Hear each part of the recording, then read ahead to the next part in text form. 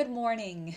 So this week, Rhiannon and Quentin and I sang a shape note piece called Sweet Morning. We were asked to share a bit about the shape note music tradition. So the history of shape note music is really a history of solfege. Now, most people are familiar with the 7-syllable system, do, re, mi, fa, sol, la, ti, do, and so on. But the concept of solfege was actually developed in the early 11th century by Guido of Arezzo. And this system uses 6 syllables, ut, re, mi, fa, sol, la. And the system allowed vocalists to relate all pitches and intervals while mutating across the span of their range. This tool was used to teach young or new members of the church how to read music effectively. And the syllables were actually part of a mnemonic device. The singers would point to joints on their hand or fingers to remind themselves where they were in the hexachord, the 6-syllable system, and how to mutate to the next, which is similar to changing keys. Now, you may have noticed that I did not say do, but ut. And the first and lowest note of the system is called gamma ut. But if you contract gamma ut to gamut, that can also refer to the entire span of pitches. So if you have ever used the phrase running the gamut, you are referencing 11th century music theory. So in 16th century Britain, people realized that you didn't actually need 6 syllables to relate pitches. You could do it with just 4, fa, sol, la, and mi.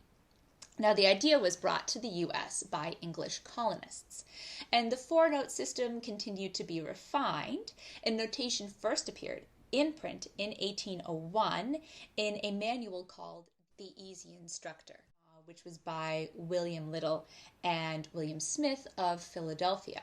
The system was adopted widely in the US as a teaching method for choral singing and to facilitate congregational singing.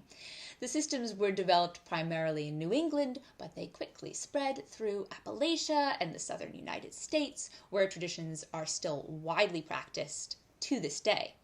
In fact, shape note music has had a renaissance in the past 40 years and is now performed all across the US, Canada, the UK, and throughout Europe.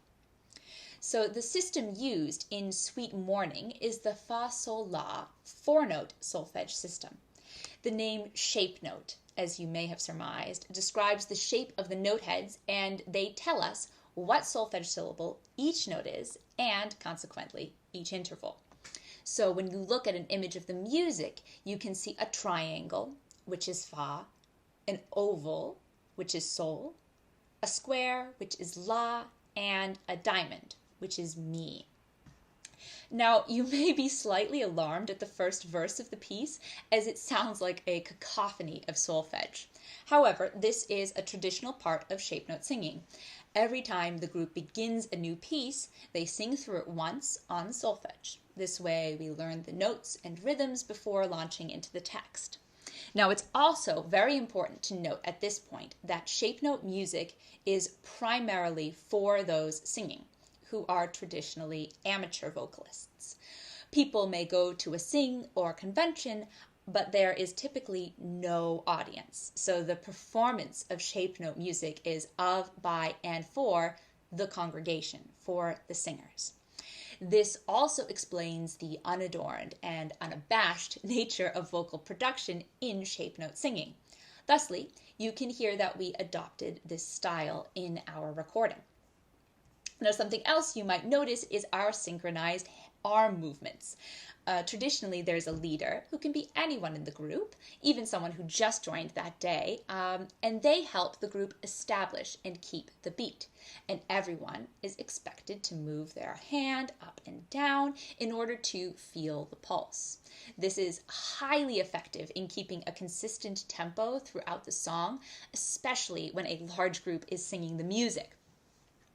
So, you can see why this is such an attractive model for congregational singing or music education. Now, a quick note on Sweet Morning. The text is based off of Jeremiah chapter 20, verse 16, which is quoted at the top of the sheet music as, "And let him hear the cry in the morning and the shouting at noontide." But this can also be translated as battle cry or battle shouts at noontide. This aesthetic was clearly taken into consideration in both the writing of the text and the music. It has a driving pulse and tells the story of a triumphant march to heaven.